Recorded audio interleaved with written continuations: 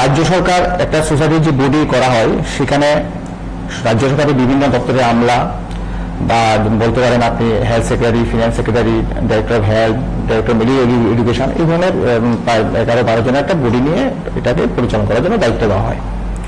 তো আমরা দীর্ঘদিন ধরে সেখানে একটা দাবি রাখছি যে আমাদের রাজ্য সরকারের অনুকরণে স্যালারি দেওয়া হোক বা রাজ্য সরকারের অনুকরণে বেতন ভাতা বা বিভিন্ন আনুষঙ্গিক সুযোগ সুবিধাগুলি দেওয়া হোক, কিন্তু দিনের পর দিন যায় কিন্তু এগুলি কোনো ধরনের মানে ইমপ্লিমেন্ট আর করেনি।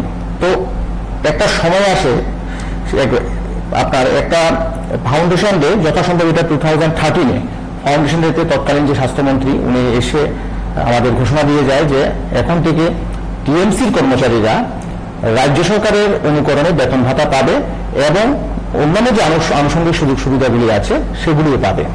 যথারীতি 1/1/2014 সনে সেটা ইমপ্লিমেন্ট হয় এবং আমরা রাজ্য সরকারের অনুকরণে সেম টু সেম বেতন পাতাম, অর্থাৎ এজিএমসিতে যে বেতন স্ট্রাকচার সেম স্ট্রাকচার আমাদের দেওয়া হয় নন টিচিং স্টাফদের জন্য। তো পরবর্তী সময়ে হঠাৎ কোনো ধরনের অর্ডার নেই, নোটিফিকেশন নেই। 2015 সনের মাঝপথে আপনার যে বর্তমান ওই সময় যে সোসাইটিটা ছিল, সোসাইটি যে অর্ডারগুলির যে স্ট্রাকচারটা আমাদের দেওয়া হয়েছিল সেটা তারা ধীরে ধীরে বন্ধ করে দেয়। বন্ধ বলতে কি, স্ট্রাকচার ঠিক থাকে কিন্তু যে টাইম টু টাইম যে অ্যালাউন্সগুলি, অর্থাৎ যেমন ডিএ আছে, মেডিকেল আছে বা ইনক্রিমেন্ট আছে, আমাদের ইয়ারলি যে একটা ইনক্রিমেন্ট হয়, তার সঙ্গে আনুষঙ্গিক আরো বিভিন্ন যে সুযোগ সুবিধা আছে সেগুলি ধীরে ধীরে ধীরে তারা প্রত্যেকে আনঅফিসিয়ালি বলতে পারেন মৌখিকভাবে সেটা বন্ধ করে দেয়। এটা নিয়ে আমরা অনেকবার ওই সময়ে যে যারা কমিটিতে ছিল তাদের সাথে কথা বলেছি, কিন্তু কোনো ধরনের সমাধান হয়নি। তো আমরা এই নিয়ে আন্দোলন করেছি। একটা সময় আমাদের বাক স্বাধীনতাটুকু ছিনিয়ে নেওয়া হয়েছিল। কোনো ধরনের আপনার যদি আমরা প্রোটেস্টে যাই সেক্ষেত্রে আমাদের কর্মক্ষেত্রে আমাদের বিভিন্নভাবে হেনস্থা করা হয়, এক একজনকে এক একভাবে হেনস্থা করা হয় যাতে আমরা কোনো ধরনের প্রতিবাদ করতে না পারি। যাই হোক, এর পরবর্তী সময়ে সরকার, আমরা এর মধ্যে সরকার পরিবর্তন হয়েছে, রাজ্যে একটা রাষ্ট্রবাদী সরকার গঠন হয়েছে। গঠন হওয়ার পর পুরাতন সোসাইটি ভেঙে নতুন একটা সোসাইটি গঠন হয়েছে। আমরা সোসাইটি গঠন হওয়ার পরে বিশেষ করে আমাদের কর্মচারী সংঘ থেকে আমরা আমাদের যে যাবতীয় যে সমস্যাগুলি সেই সমস্যাগুলি আমরা পেশ করি। ঠিক আছে, তো প্লেস করার পরে দেখা যায় তো ওনারা বলছে যে আমাদের ঘাড়ে এমন ঋণের বোঝা চাপিয়ে গেছে অতীতের সোসাইটি। বিভিন্ন দাবি দেওয়া নিয়ে আমরা যখন প্লেস করি ওনাদের কাছে, যে স্ট্রাকচার থেকে শুরু করে ছুটি ছাড়া আনুষঙ্গিক অনেক কিছু, এখানে প্রচুর একটা মানে বিশাল একটা অঙ্কের প্রয়োজন। তো সোসাইটি এই তার মধ্যেও আমাদের যে স্ট্রাকচারটা অতীতের সোসাইটি নষ্ট করে দেয়, মানে বেসটা নষ্ট করে দেওয়া হয়েছিল, সেটা পুনরুদ্ধার করে সেটা গত নভেম্বর মাসে আমাদের সেটা দেয় বর্তমান সরকার গঠন হওয়ার পরে যে সোসাইটি। অর্থাৎ সেটা কি দেয়, 2017 সালে যে পে মেট্রিক্সটা ছিল রাজ্য সরকারি কর্মচারীদের, সেই পে মেট্রিক্স 2.25 অব্দি আমাদের আপডেট করে দেয়। কিন্তু তার সঙ্গে যে আনুষঙ্গিক যে বিভিন্ন আপনার বলতে পারেন যে অ্যালাউন্সগুলি, হাউজেন্ড আছে, মেডিকেল আছে, সেগুলি তাদের পক্ষে করা এখনো সম্ভব হয়নি, কিন্তু ওনারা বলছেন যে ওগুলি করবেন। তো আমি আশাবাদী যে খুব অতি সত্বরভাবে এই সমস্যাগুলি নিয়ে একটা যে বকেয়া যেগুলি আছে সেগুলি নিয়ে রাজ্য সরকার একটা পদক্ষেপ নেবে। কিন্তু মূল বিষয় হচ্ছে যে সোসাইটি, বর্তমান যে সোসাইটির যে চিফ এক্সিকিউটিভ অফিসার আমাদের কলেজে আছেন, ওনার বক্তব্য যে আমাদের সরকার কোনো ফান্ড দিচ্ছে না, গত 1 বছর যাবৎ আমরা কোনো ফান্ড পাইনি, আমাদের যা ইনকাম তার থেকেই আমরা আপনাদের দেওয়ার চেষ্টা করেছি, বা এখানে কলেজের বা হাসপাতালে যে আনুষঙ্গিক বিভিন্ন যে খরচপাতি সেগুলি করে যা হয় ইনকাম হয় সেটাই আপনাদের দেওয়ার চেষ্টা করেছি। কিন্তু বাকি বকেয়া দিতে গেলে আমাদের এখন সামর্থ্য নেই। যদি রাজ্য সরকার যদি এখানে সহযোগিতা করে তাহলে কলেজটা চালানো সম্ভব। ঠিক। রাজীব বাবু, আপনার কাছে যদি জানতে চাই, মানে এই মুহূর্তে যে কর্মচারীরা তাদের বর্তমান সমস্যা কি শুধুমাত্র এই বেতনগুলোই, নাকি এছাড়া অন্য কোনো সমস্যা রয়েছে যেগুলো নিয়ে এর আগে বহুবার আপনাদের বিভিন্ন আন্দোলনে নামতে দেখা গিয়েছিল? আমাদের আসলে দাবিটা হলো বেতনের পাশাপাশি আগে যে সিস্টেমটা ছিল সরকারি নিয়ম অনুযায়ী আমাদের দিয়ে দেওয়া হতো, স্কেল তো দিয়েছিল, দিয়ে দেওয়া হতো, সবকিছু দেওয়া হতো, কিন্তু হঠাৎ আগের সরকার বন্ধ করে দিয়েছে। এই সরকার যা তৈরি করেছিল, এই সরকার কি করলো, নতুন করে সুযোগ তৈরি করার পরে আমরা স্কেলটা দিয়েছে, প্লাস গত সরকার যা করেছিল 2.25 এটা দিয়েছে, কিন্তু এটা পাশাপাশি মেডিকেল অ্যালাউন্স, হাউস রেন্ট এগুলো দেয়নি, প্লাস গ্র্যাচুইটি, প্রমোশন এগুলো সব বন্ধ করে দিয়েছে। কিন্তু বিগত আমাদের যে সরকার ছিল তারা কিছু প্রমোশন দিয়েছে, কিন্তু এই সরকারে আমাদের এখন আমরা কিছু পাইনি। এটাই সবার একটা দাবি যে সিস্টেমটা কেন বন্ধ, এটা তো পাওয়ার কথা। প্লাস আরো সরকারি যেমন আছে 0.32 এগুলো পাওয়া যাবে, এটাই সরকারের কাছে আমরা আবেদন আশা করতেছি যে সরকার কিছু করবে, বর্তমান সরকার কিছু করবে, এগুলো নজর নেবে। ঠিক, আপনারা যখন এই সংঘ পরিচালনা শুরু করেন বা সংঘ পথ চলা শুরু করে, তখন মূলত কোন দাবিগুলোকে সামনে রেখেছিলেন আপনারা? আমাদের প্রধান দাবি ছিল বেতন। বেতনের যে সিস্টেমটা ছিল, সিস্টেমটা করে বন্ধ করে দিয়েছিল আগের সরকার, সিস্টেমটা ঠিক করবে। তো বর্তমান সরকার যে সোসাইটি তৈরি করেছে, নতুন সোসাইটি, তারা সিস্টেমটা সংশোধন করছে। সংশোধন মানে স্কেলটা সব ঠিক করছে, কিন্তু ঠিক করার পরেও আমাদের কিছু কিছু জিনিস বাকি রয়েছে, যেমন হাউস রেন্ট, মেডিকেল এগুলো বাদ। তো গভর্নমেন্টের সব করে দেওয়া হয়নি, কিন্তু অথচ কিন্তু আগে আমাদের সবগুলি ছিল। তো এগুলো ঠিক হয়েছে, যেগুলি বাকি আছে এগুলো উত্তর করে এটি আমরা দেবো। আর কর্মচারী হলে এটাই একটা বিক্ষোভ একটা কেন করেন, এটা নিয়ে আমরা কিছু একটা ঝামেলা হয়েছিল না, হওয়ার পর তারা কিছু একটা করছে। আশা করতেছি এখন যে সরকার কিছু না কিছু একটা স্টেপ নিব। বর্তমান সোসাইটিতে বলছে ফান্ড নাই, তো সরকারের কিছু দেয় না বলছে, তো আমরা তো সেটা সম্পূর্ণভাবে জানি না। আশা রাখছি সরকার থেকে দিবেন, কিছু হবে।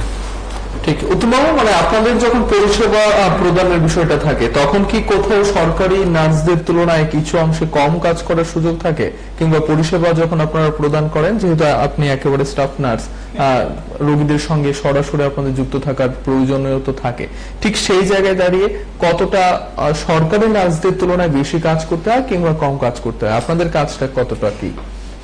ধন্যবাদ। কাজের কথা যেটা বলছেন, সরকারি কাজের জন্য ত্রিপুরাতে বর্তমানে স্টাফ নার্সের যে ওয়ার্কলোড এস পার যেটা নার্সিং এর গাইডলাইন অনুসারে প্রতি 4 জন রোগীর ক্ষেত্রে একজন নার্স এইভাবে দেখতে হয়। সেক্ষেত্রে ত্রিপুরাতে সেটা 4 জন রোগীর ক্ষেত্রে একজন নার্স, সেটা নার্স পেশেন্ট রেশিও যাকে বলা হয়, নার্স পেশেন্ট রেশিও তো মেনটেন হচ্ছেই না। এমনকি মেডিসিন ওয়ার্ডগুলোতে 72 থেকে 75 জন পেশেন্ট থাকে, 72 থেকে 75, সেক্ষেত্রে 3 জন নার্স, ম্যাক্সিমাম 3 জন নার্স এমন থাকে। তো এই মুহূর্তে অনেক সময় দেখা যায় যে বিভিন্ন অভিযোগ এমন আসে, যেটা বলছেন, এই মুহূর্তে যদি আপনি মনে করেন 3 জন নার্স হাসপাতালে আসে, 4 জন পেশেন্ট যদি হঠাৎ এডমিশন চলে এলো মাথা পেটে কিংবা কোনো অ্যাক্সিডেন্ট নিয়ে, তখন কিভাবে পরিষেবা দেওয়া যাবে? আমরা এত ওভারলোড নিয়ে কাজ করছি, আমাদের তো নার্স পেশেন্ট রেশিও মেনটেন হচ্ছেই না। তো সেক্ষেত্রে কিছুটা অভিযোগ বেরিয়ে আসে।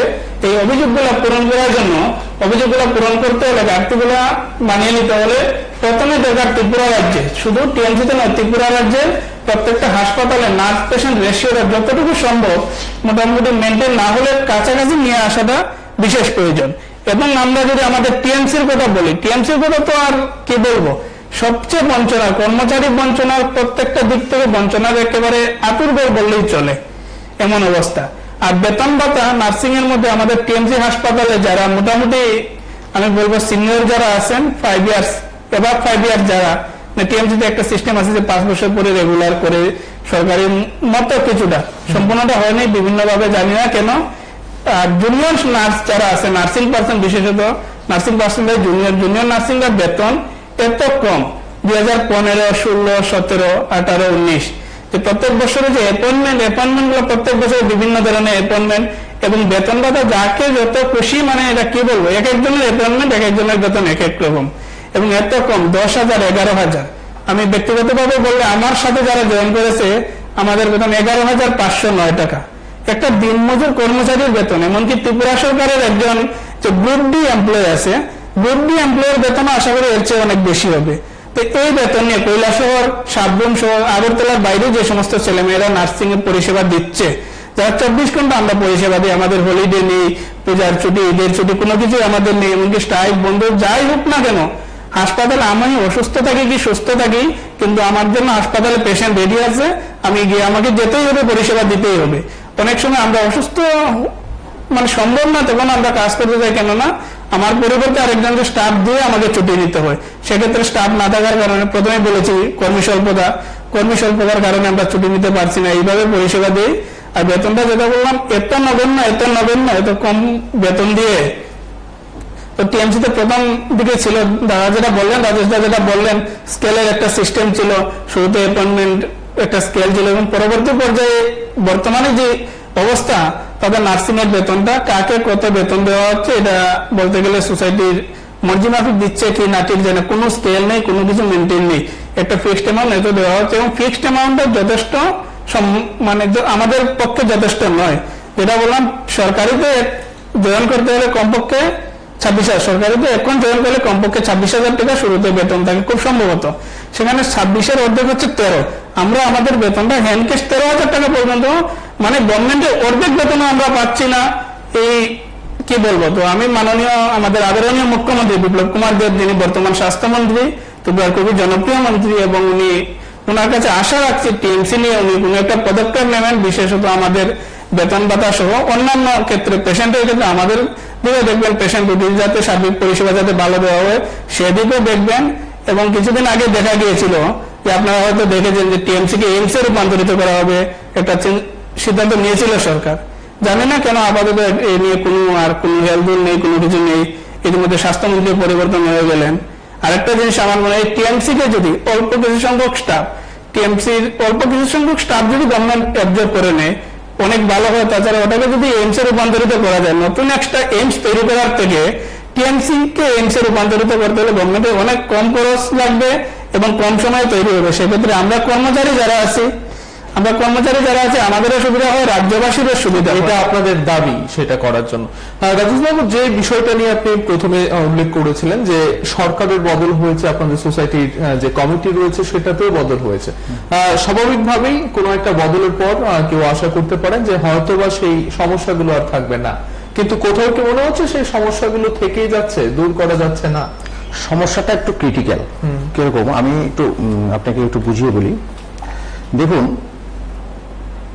এই যে স্টাফ নার্স বললো যে ওনারা বেতন পাচ্ছে না, মানে বেতন মধ্যে যে একদমই পর্যাপ্ত বেতন 11,000 12,000 টাকা, এটা আমাদের বর্তমানে যে একটা গ্রুপ ডি কর্মচারী হন মনে হয় 17-18,000 টাকা এর বেশি পেতে পারে।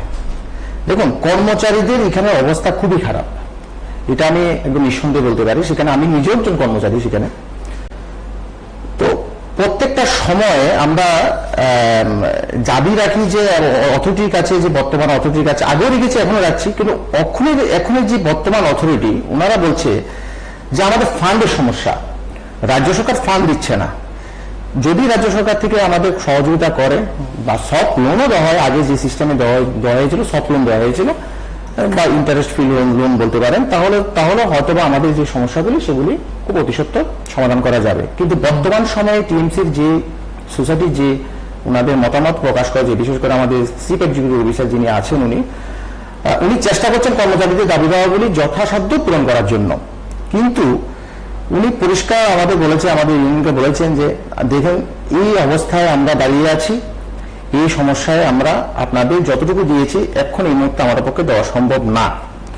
কিন্তু দেখা যায় আপনি একটু যদি ফলো করেন, আপনি এই দেখেন আমার কাছে একটা পেপার, যেটা আমরা রাইট টু ইনফরমেশন একটি আমরা এটা কালেকশন করেছিলাম ডাইরেক্টর অফ হেলথ সার্ভিস থেকে। তৎকালীন সময়ে 2014 সালে যখন আমাদের যে পে স্কেলটা দেওয়া হয় সেটা সম্পূর্ণ অর্থ দপ্তরের অনুমোদন এবং মন্ত্রিসভার অনুমোদন কমেই দেওয়া হয়েছিল।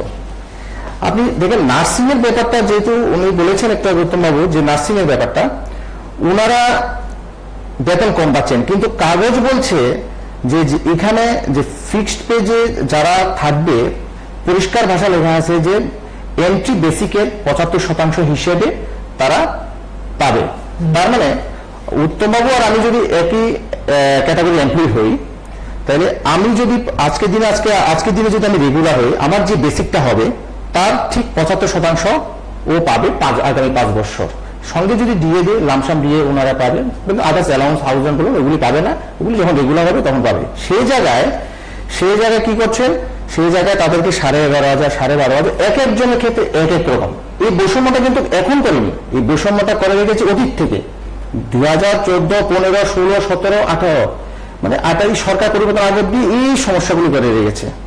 তো আজকের দিনে আমাদের ইউনিয়ন সমস্ত দাবিগুলি নিয়ে ওনাদের কাছে একটা রাখিয়েছে, যেটা একটা ওনাদের কাছে আমি নিজেও এটা আমি বুঝতে পারছি যে ওদের কাছে বিশাল একটা পাহাড় হয়ে দাঁড়িয়েছে, এত পরিমাণ দাবি দেওয়া। তো আমি যে কথাটা ওই জায়গাটা আমি ফিরে যাই, যে যে আমার কাছে যে ফাইল নোটগুলি আছে সেখানে পরিষ্কার ভাষায় লেখা আছে যে এটা file bearing number 234 S A TMC, দেখেন Finance Department agrees with the proposal of the departments towards regulation on completion of 5 years service in respect of those staff who have joined service on or after 23/5/2009, subject to a peer approval of the Council of Ministers। এই হচ্ছে file নোটটা। তাহলে finance department already এটা sanction করেছেন, মানে 23 মে 2009 অবধি আগে যারা স্টাফ ছিল বা তাদের পরে যারা জয়েন করেছে তাদের ক্ষেত্রে সেই অ্যাপ্রুভালটা দেওয়া হয়েছিল। সেই হিসেবে কিন্তু 2014 সালে আমাদের সেই স্ট্রাকচারটা দেওয়া হয়। ওই সময় তৎকালীন সময়ে রাজ্য সরকারের কর্মচারীদের যে বেতন ভাতা বা যে পে স্ট্রাকচার ছিল, সেই পে স্ট্রাকচার বা পে স্কেলের সঙ্গে আনুষঙ্গিক যে অ্যালাউন্সগুলি, হাউস রেন্ট বলুন, মেডিকেল অ্যালাউন্স বলুন, সিএ বলুন, সবগুলি আমাদের দেওয়া হয় আপডেট করে। পরবর্তী সময়ে কি হয়েছিল সেটা সম্পূর্ণ অজানা, যে কেন রাজ্য সরকার হঠাৎ মাঝপথে এটা বন্ধ করে দেয়। বন্ধ করার কোনো কাগজ নেই, মুখে মুখে বন্ধ, আজকে এটা বন্ধ করে দিলাম, কালকে এটা বন্ধ করে দিলাম। এটা নিয়ে আমরা বহুবার, এখানে আপনারা নিশ্চয়ই জানেন, এগুলি আপনাদের চ্যানেলে বা বিভিন্ন পত্রপত্রিকায় প্রকাশিত হয়েছে, আমরা বহুবার এগুলি নিয়ে আমরা প্রতিবাদ করেছি। তো প্রতিবাদ তখন তো কোনো ফল হয়নি। যাই হোক, বর্তমান সরকার এসে একটা সমাধান করেছেন। বর্তমান সরকারের যে সোসাইটি গঠন করেছেন সেটা হচ্ছে যে পে মেট্রিক্স 2017 যে পে মেট্রিক্স 2.25 আমরা যেটাকে জানি, সে পে মেট্রিক্স 2.25 পর্যন্ত আজকে টিএমসির এমপ্লয়িরা পায়। কিন্তু তার সঙ্গে যে আনুষঙ্গিক যে সুযোগ সুবিধাগুলি, হাউস রেন্ট, ওই আমলে হাউস রেন্টগুলিকে 1000, 1200, 1400, 1600 এভাবে ফিক্সড করে রেখেছে। কিন্তু হাউস রেন্ট সিস্টেমটা ছিল, আগে ছিল 10% বেসিকের, এখন হচ্ছে 8% হারে, ম্যাক্সিমাম 3000। তো এখন আজকের দিন টিএমসির এমপ্লয়িরা ফিক্সড হাউস রেন্ট পায়। এই জায়গাটার মধ্যে এখনো সংশোধন বাকি। মেডিকেল অ্যালাউন্সের ক্ষেত্রে যেখানে আমরা এমপ্লয়িরা 500 টাকায় রাজ্য সরকারের এমপ্লয়িরা পাই, সেই জায়গাতে আমরা পাই 300 টাকা। আর সিএটা আমরা 300 টাকায় পাই। তার সঙ্গে দেখা যায় যে প্রায় মোর দেন 200 স্টাফ যারা ধরেন 2005-এ জয়েন করেছে, 2006-এ, 7-এ, 8-এ, তাদের অলরেডি 10 বছর কমপ্লিট। সেই 10 বছরের জায়গায় আজকে 2019 চলে। যদি 2005-এ একটা এমপ্লয়ি জয়েন করে থাকে টিএমসিতে, 2015 সালে 10 বছর কমপ্লিট। সেই সময় একটা অর্ডার বেরিয়েছিল, আমি অর্ডারটা বলছি। সেই অর্ডারটা হয়েছিল আপনার 8/12/2016-তে। তখন একটা কমিটি গঠন করে ক্যারিয়ার অ্যাডভান্স স্কিম, অর্থাৎ যে সমস্ত এমপ্লয়িদের 10 বছর পূর্ণ হয়েছে তাদেরকে গ্রেডেশন অথবা প্রমোশন, মানে যদি প্রমোশনাল পোস্ট থাকে তাহলে প্রমোশন দেওয়া হবে, আর যদি প্রমোশনাল পোস্ট না থাকে তাহলে তাকে সেন্ট্রাল গ্রেডেশন দেওয়া হবে। দেখা যায় ওই সময়ে 25 জন অফিস অ্যাসিস্ট্যান্ট এবং 15 জন অ্যাটেন্ডেন্টকে প্রমোশন দেওয়া হয়। বাকি আর যে আদার্স ক্যাটাগরি বা আদার্স যে আর অফিস অ্যাসিস্ট্যান্ট বা অ্যাটেন্ডেন্ট আছে, আজকে এত বছর হয়ে গেল তাদেরকে আর দেওয়া হয়নি। আপনাদের নিয়োগপত্রে কি এই ধরনের কিছু উল্লেখ ছিল যে এই ধরনের গ্রেডেশন থাকবে, প্রমোশন থাকবে? না, নিয়োগপত্র প্রথম সোসাইটি আমাদের নিয়োগপত্র দেওয়া হয়, কিন্তু নিয়োগপত্র পরে বিভিন্ন অর্ডারগুলি বের হয়। আমি অর্ডারগুলো আপনাকে বলছি, দেখেন একটা অর্ডার বের হয়, প্রথম অর্ডারটা হয় আপনার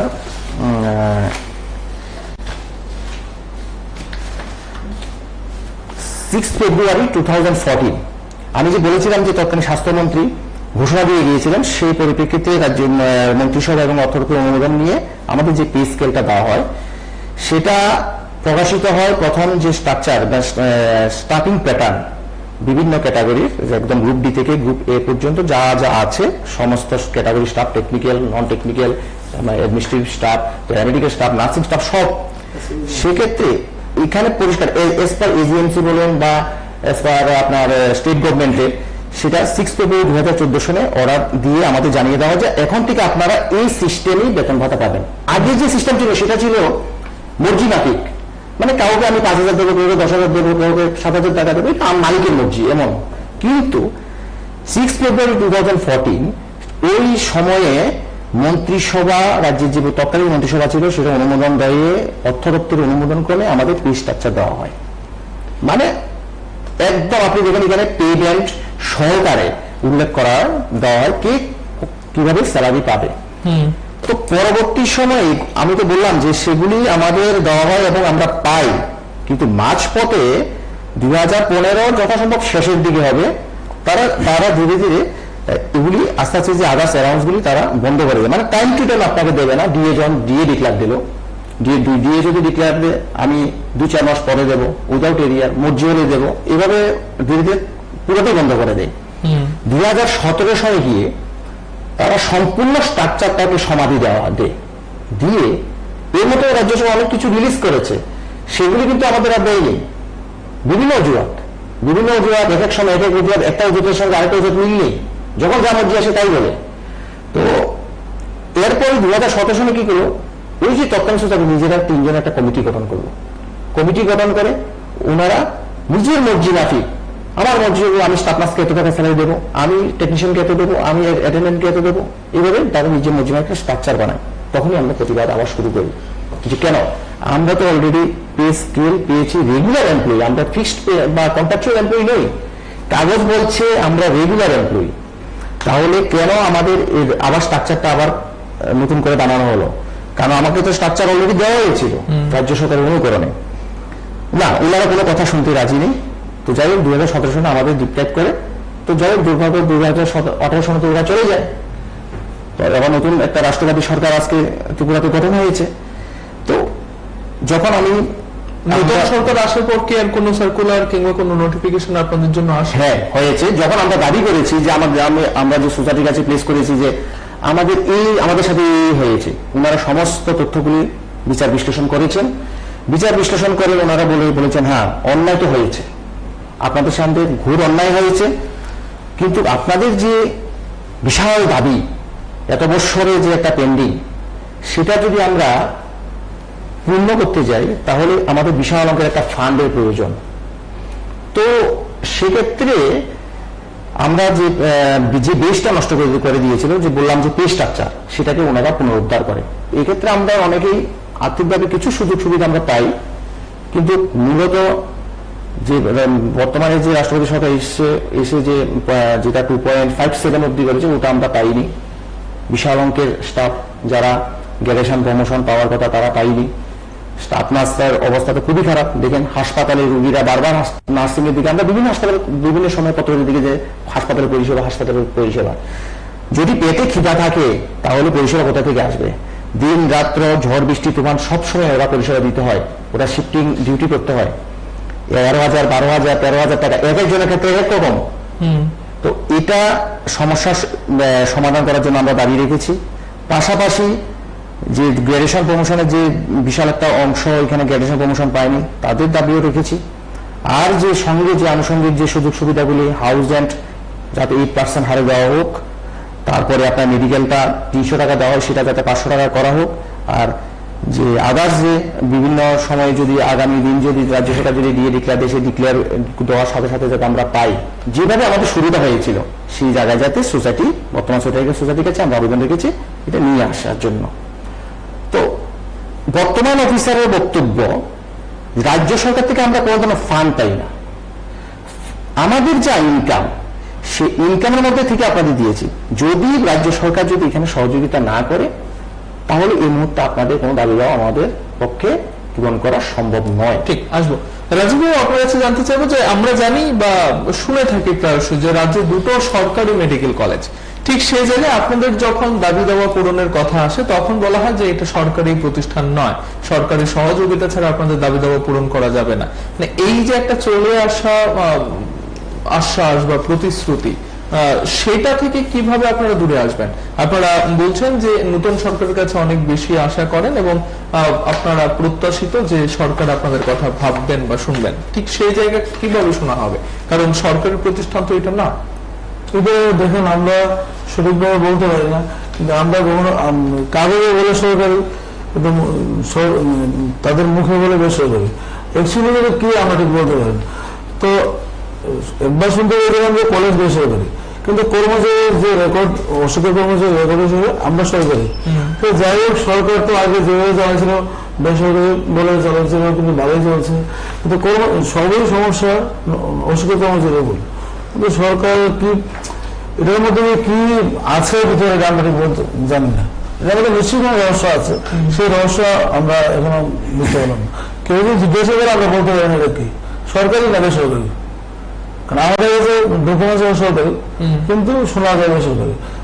যদি এটা বেসরকারি তো সরকারের নির্দেশ মানা হতো না, কারণ সরকারের সব কাগজপত্র আসে, সরকারের কাছে রিপোর্ট পাঠাতে লাগে, সবকিছু আসে, কিন্তু তবু এটা বেসরকারি। সরকারি অনেক সুযোগ সুবিধা আছে এখানে, যেমন দেখেন আমাদের এখানে আছে জেনারেল কাউন্টার আছে, বেসরকারি তো নেই, এখানে আছে আমাদের ধারণা।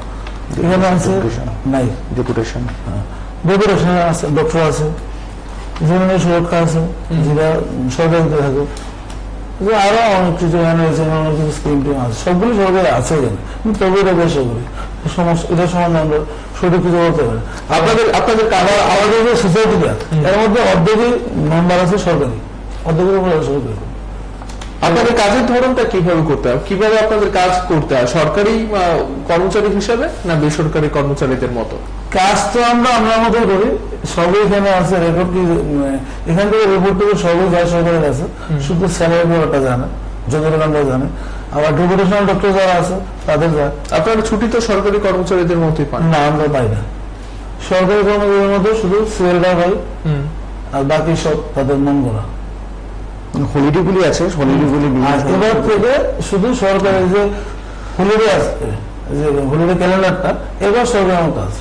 আর আগে তাদের মর্জি ছিল, এবার নতুন সোজা আসবে যে সরকারি ছুটির মতো রাখবো, আর সেকেন্ড স্যাটারডে একটা দিন। আমরা কিন্তু ফোর্থ স্যাটারডে পাই না, তাও আমরা অনেক কথাবার্তা বলার উপরে তারা এতটুকু মানছে। এটা সরকারি না বেসরকারি, এটা সন্দেহের মধ্যে আছে। অতুলবাবু, আপনি এর আগেই কথা বলতে গিয়ে বলেছিলেন যে স্টাফ নার্স যারা রয়েছেন তারা অনেকটাই বেতন বৈষম্যের শিকার, আপনারা অনেক কম বেতন পাচ্ছেন, তারপরও কাজ চালিয়ে যাচ্ছেন। ঠিক সরকারি হাসপাতালের তুলনায় কতটা কম আপনাদের বেতন, সেটা জানা আছে আপনাদের? প্রথমে বলেছিলাম যে সরকারি হাসপাতালের তুলনায় অর্ধেকের চেয়ে সরকারি হাসপাতালে যে জয়েন করতে গেলে প্রথমে যে বেতন পাওয়া যায় সেটা অর্ধেকের চেয়ে কম। যতটুকু জানি 26,000-এর মতো শুরুতেই সরকারি কর্মচারী হিসেবে স্টাফ নার্সে জয়েন করতে হলে 26,000-এর মতো বেতন পাওয়া যায়। সেখানে আমাদের বেতন 10,000, 11,000, 11,500 জয়েনের ক্ষেত্রে। এমনকি আরো একটা সিস্টেম আছে আমাদের এখানে ট্রেনি বলে, সেখানে 6,000, 7,000 স্টাফ নার্সের বেতন আছে, 6,000, 7,000। তো একজন ব্যক্তি যদি আগরতলা শহরে এসে ভাড়া থাকে, আমি আমার কথাই বলি, আমি যদি আজকে ভাড়া থাকি, এখানে আমার স্ত্রী আছে, বাচ্চা আছে, ওদের নিয়ে কিভাবে চলবো? কিংবা বাড়িতে অসুস্থ মা বাবা, তাদের চিকিৎসার জন্য তাদের যে ওষুধের খরচ, যেটা মানে কোনো মতেই চলা সম্ভব না। আর এত বেতন বৈষম্য শুধু সব ক্ষেত্রে, সব কর্মচারীর ক্ষেত্রে টিএমসিতে বেতন বৈষম্য আছে, কিন্তু স্টাফ নার্স যারা, জুনিয়র স্টাফ নার্স যারা বিলো 5 ইয়ার, এই স্টাফ নার্সদের বেতনটা এটাই 13,000, 12,000, এমনকি 6,000, 7,000 পর্যন্ত আছে। সেটা নিয়ে যদি সরকার আমাদের প্রতি কিংবা সোসাইটির কাছে বেশ কয়েকবার আমরা গিয়েছি, সংগঠনের পক্ষ থেকে গিয়েছি, স্টাফ নার্সের পক্ষ থেকে গিয়েছি, আমি ব্যক্তিগতভাবে সিও স্যারের সাথে কথা বলেছি এই ব্যাপারটা নিয়ে। তো স্যার বললেন, আমিও মর্মাহত এটা দেখে, কিন্তু সবাই অনুশোচনা করছেন, সবাই দুঃখ প্রকাশ করছে। আমাদের সোসাইটির জিএম স্যার, সিও স্যার, ওনারাও দুঃখ প্রকাশ করছেন যে এটা তো হয় না, এটা তো অসম্ভব। কিন্তু এটা কখন কি সম্ভব হবে, আমাদের বেতন বৃদ্ধিটা কখন সম্ভব হবে, সেটাও ঠিক বলতে পারলাম না। ঠিক, রাজীববাবু, এই যে যাবতীয় সমস্যাগুলোকে নিয়ে আপনারা চলছেন এত বছর ধরে, সেটার উন্নতিকল্পে কি কি ব্যবস্থা করা যায়, কি পদক্ষেপ বা কি আপনাদের দাবি দাওয়াগুলো কি? দেখুন, আমাদের দাবি দেওয়া হচ্ছে যে আমাদের যে সিস্টেমে দেওয়া হয়েছিল সেই সিস্টেমটা যাতে আবার নতুন ভাবে মানে যে সংশোধন করা হয়। তো কিছু সংখ্যক হয়েছে, বাকি যে বকেয়াগুলি অতি সত্বর করা হোক। আমি একটা জিনিস বলছি, একটু আগে আপনি বলেছিলেন যে সরকারি না বেসরকারি, সেক্ষেত্রে আমি একটু একটা পয়েন্ট আপনার থেকে আমি একটু সময় নিয়ে নিচ্ছি। দেখেন, টিএমসি মেডিকেল কলেজটা যে জমির উপরে দাঁড়িয়ে, সেই জমিটা কিন্তু সরকারি, সেখানের যে 90% অ্যাসেট সেটাও সরকারি। এটা একটা কেস রাইট টু ইনফরমেশন অ্যাক্টের কেসে তৎকালীন যে সোসাইটি ছিল এফিডেভিট দিয়ে বলেছেন ল্যান্ড রেকর্ডসের যে খতিয়ানটা 5/1/10 আমরা সূর্যমণিনগর এটা সম্পূর্ণভাবে রাজ্যের স্বাস্থ্য দপ্তরের তত্ত্বাবধানে আছে। তারপর আপনি দেখেন 2009 সনের 24শে জুন আপনার যশপাল সিং তৎকালীন যে হেলথ সেক্রেটারি ছিলেন উনি Naresh Dayal secretary government of India health secretary government of ইন্ডিয়াকে চিঠি দিয়ে লিখেছেন যে টিএমসি একটা গভর্নমেন্ট মেডিকেল কলেজ। তাহলে সরকার অলরেডি প্রকাশ করেছে ওই সময়ের যে রাজ্যের দেশের যে স্বাস্থ্য দপ্তরের যে সেক্রেটারি ছিলেন দিল্লিতে, ওনার কাছে চিঠি লিখে ক্লিয়ারলি বলেছেন যে এটা একটা সরকারি কলেজ। এখানে যে ইনফ্রাস্ট্রাকচার বা ডেভেলপমেন্ট বা যাই যাই খরচা, এখানে সোসাইটি কিন্তু বিন্দুমাত্র কোনো কিছু করেনি, হয়তো একটু পরিচর্যা করছেন।